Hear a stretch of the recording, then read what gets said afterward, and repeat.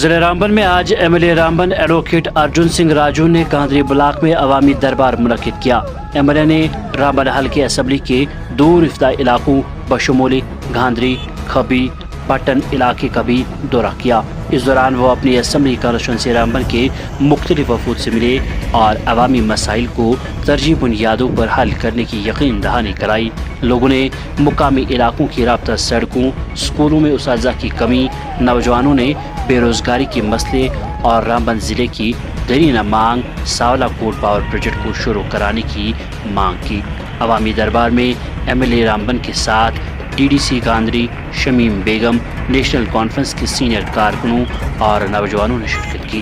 पेशे रामबन से valley online के लिए परवेज शान की एक खुसूसी रिपोर्ट का स्वागत करता हूँ।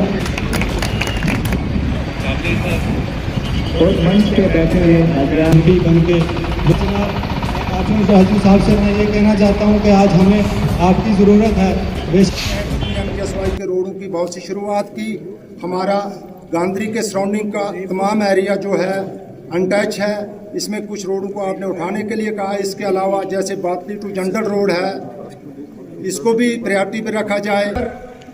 इस वक्त ये कहना चाहूँगा कि कम से कम आप असेंबली में ये सवाल उठाएं कि पंचायतों की हदूदबंदी हो और ताकि गांधरी को अलहदा से पंचायत मिले और बातली को अलहदा से पंचायत। अब स्टेज पे दावत देना चाहूँगा। हर वक्त जब भी हमें कोई मुसीबत आई तब हमारा साथ शाना बशाना दिया हुआ है, तो इनका एहसान हम कभी न भूल सकेंगे। मकान बनाते हैं तो वहाँ जंगलात वाला पहुँच जाता है, आज ही मकान मत बनाओ। का सर्वे होगा, मतलब उसमें साथ देने की जरूरत है।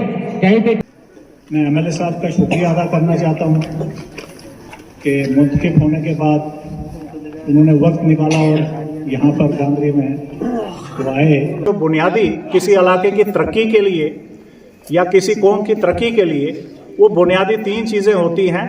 वो है आपका तालीमी सेक्टर, एजुकेशन सेक्टर, आपका कम्युनिकेशन यानी रोड्स वगैरह, और आपका हेल्थ केयर सेक्टर।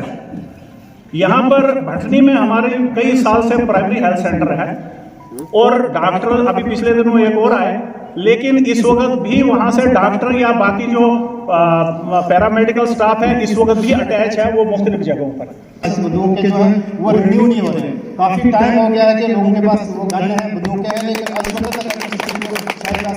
उनको हाईकमांड का आर्डर होगा, वो रिन्यू नहीं है, वो रिन्यू होनी चाहिए सर। दूसरी बात सर, 2011 में यहाँ पे सेंसस हुआ था, उसके बाद राशन कार्ड बन रहे थे, लेकिन 2011 से इस वक्त राशन कार्ड वो आना तेरा तशरीफ लाने वाले आज खुशियां मना रहे हैं। गांधरी पंचायत ही नहीं बल्कि गांधरी ब्लॉक में रहने लाइसेंस का मसला गन का है। ये अनकरीब हमारी गनें जो हैं मुझे लगता है कि ये जमा होने वाली है। 3-3, 4-4 साल हो गए ये रिन्यू नहीं कर रहे।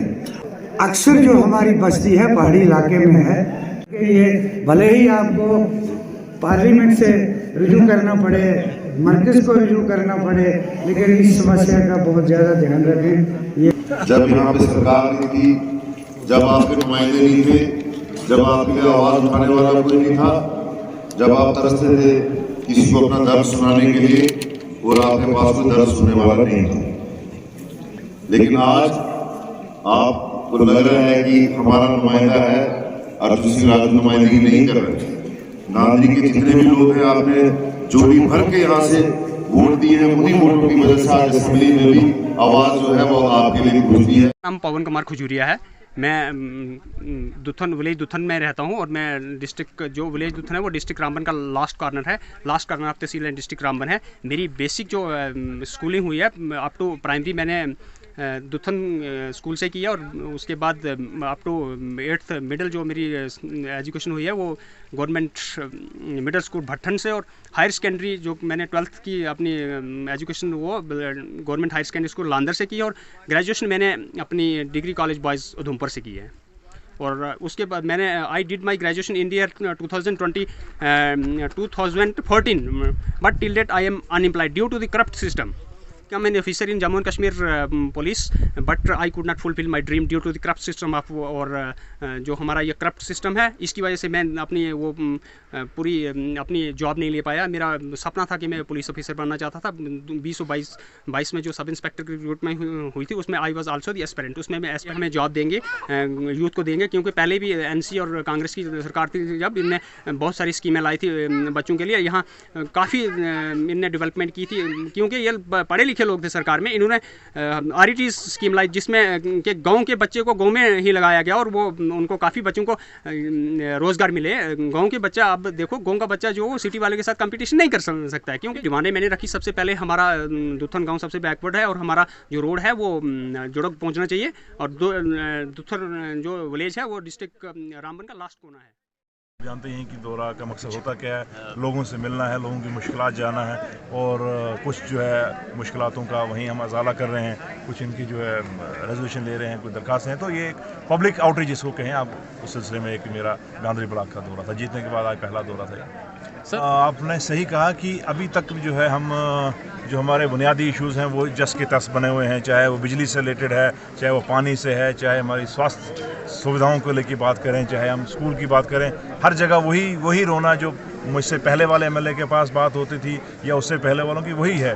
तो लेकिन उसमें कोई ज़्यादा इम्प्रूवमेंट नज़र नहीं है यहाँ में। तो मैं एक आपको यकीन दिला सकता हूँ अपने लोगों को, और उनके साथ मेरा एक कमिटमेंट है, ईमानदार कमिटमेंट यही है कि कोशिश ईमानदारी तरीके से हम करेंगे इनकी ज़िंदगी में सहूलियत लाने की। इनकी जो मुश्किलात हैं उनको थोड़ा सा कम करने की कोशिश ज़रूर करूँगा ईमानदारी से, जहाँ तक हमारी पहुँच है, जहाँ तक हम जिस फोरम तक बात रख सकते हैं। देखिए, ऑफिशियल्स को मैंने कहा ना, मैं किसी इंडिविजुअल को मैं पिन पॉइंट नहीं करूँगा, बट एक पूरा सेटअप ऐसा बना हुआ था, एक इकोसिस्टम तैयार ऐसा हो गया था पिछले 5-6 साल में, ब्यूरोक्रेटिक इकोसिस्टम, जहाँ पर अफसर को लगता था कि मैं यहाँ का हाकिम हूँ। मेरे में उनको एक, देखिए ना, जब हुकूमत कोई थी नहीं, मन मर्जियाँ चल रही थी। किसी आप देखेंगे ब्यूरोक्रेटों ने, IAS अफसरों ने 3-3, 4-4 कोठियाँ मिनिस्टरों की बैठे हुए हैं, अभी तक नहीं निकल रहे हैं। कोई किसी ने कहीं कुछ किया है, किसी का पोस्टिंग कहीं है। तो एक IAS की जो है लॉबी जो है इस तरीके से हावी हो चुकी है जम्मू कश्मीर पे, अभी तक उनको जो है वो हैंगओवर जो है ना, वो 2019 के बाद का हैंगओवर जो है उनको नहीं निकल रहा है। और वही गलत रिपोर्टें भी दिल्ली में कर रहे हैं कि जनाब यहाँ बिल्कुल ख़राब है, हमारे पास ही रखी पावर। लेकिन मैं आपको यकीन दिलाता हूँ, और उन अफसरान को भी एक मेरा रिक्वेस्ट भी है और एक हिदायत भी है कि मेहरबानी करके जनता के जज्बातों के साथ खेलिए मत। जनता का मैंडेट है, उसकी रिस्पेक्ट कीजिए और इनकी जो है सेवा कीजिए। ये ज़्यादा देर तक ये सिस्टम चलेगा नहीं, और अगर कोई चलाने की कोशिश करेगा तो उसका नतीजा भी ठीक नहीं होगा। सर, जिस एक ड्रीम प्रोजेक्ट है हम सब के लिए, पूरे रामबन की नहीं, मैं इसको जम्मू कश्मीर की बात करूंगा।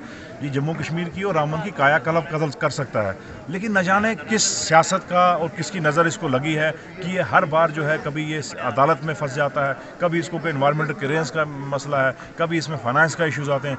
तो इतने सारे इसमें इश्यूज़ इन्वॉल्व हो चुके हैं। लेकिन मैं आपको यकीन दिलाता हूँ, मेरा अभी यहाँ का जो चीफ़ है NHPC का, उससे मेरी मुलाकात हुई है और आगे मैंने उनको बुलाया भी है कि एक मुझे आप एक ब्रीफ प्रेजेंटेशन दीजिए कि आखिर इसमें वाटरलेक्स है कहाँ इसमें मामला फंसा हुआ है। हम टेकअप करेंगे अपनी गवर्नमेंट से, और सेंट्रल गवर्नमेंट से भी इसका मैटर को टेकअप करेंगे और उसको जल्द शुरू कराने की कोशिश करेंगे, ताकि यहाँ के जो नौजवान जो हैं बेरोजगार हैं, यहाँ की जो इकनॉमिक हालात है उसमें थोड़ा सा सुधार हो जाए।